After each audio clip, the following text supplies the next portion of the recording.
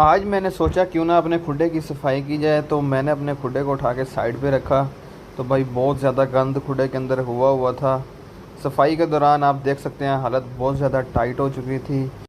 खुडे की बड़ी बेहतरीन सफाई हो चुकी है और इसके दो पोर्शन भी बना दिए हैं। तो लिहाजा जो गंद निकला है वो भी बहुत ज़्यादा निकला है। एक तो बट्ठल हमारा भर गया है। फिर मैंने देखा कि हमारे जो कबूतर हैं वो खुरे के अंदर बैठे धूप सेक रहे हैं। तो भाई फिर मैंने इनको इनके खुडे की तरफ भगाया कि तुम्हारा खुडा मैंने साफ़ किया और तुम लोग इधर धूप सेक रहे हो।